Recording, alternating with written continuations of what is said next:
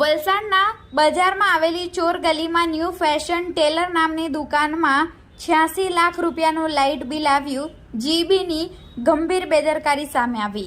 તારીખ 25 નવેમ્બર સોમવારના રોજ 4 કલાકની મળતી માહિતી મુજબ વલસાડના ચોર ગલીમાં આવેલા ન્યૂ ફેશન ટેલર નામની દુકાનમાં દુકાન માલિકને લાઇટ બિલ આપવા માટે આવ્યા હતા, જેમાં દુકાન માલિકે લાઇટ બિલ જોતા તેને ભર શિયાળે પરસેવા છૂટી ગયા હતા, કારણ કે લાઇટ બિલમાં વીજ વપરાશની રકમ રૂપિયા 86 લાખ હતી. આ રકમ જોતાની સાથે જ દુકાન માલિકે તેનું દુકાનનું લાઇટ બિલ ઓનલાઈન ચેક કરતા તેમાં પણ તેને રૂપિયા 86 લાખનું લાઇટ બિલ જણાઈ આવ્યું હતું. આ બાબતે વલસાડ જીબીની કચેરીએ તપાસ કરતા જવાબદાર અધિકારીએ સરકારી જવાબ આપતા કહ્યું કે આ બાબતે તપાસ કરીશું, પરંતુ આટલી મોટી બેદરકારી એક નાનકડી દુકાનમાં આવતી હોય તો કેટલાક લોકો સાથે આવી બેદરકારીઓ થતી હશે તે પણ એક પ્રશ્ન ઊભો થાય છે.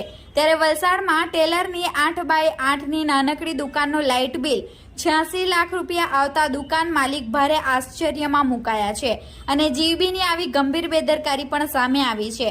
ત્યારે આવી મોંઘવારીમાં સામાન્ય વ્યક્તિને ઘર ચલાવવા માટેનું મુશ્કેલ બન્યું છે, તેમાં આવું આડેધડ લાઇટ બિલ આપનાર જીબી વિભાગ સામે પણ ગંભીર પગલાં લેવાય તેવી લોકોમાં માંગ ઉઠી રહી છે, કારણ કે સામાન્ય વ્યક્તિને જ્યારે લાઇટ બિલ ભરવામાં એકાદ મહિનો મોડું થાય તો જીબી વિભાગની આખી ફોજ કનેક્શન કાપવા માટે ઉતરી પડે છે.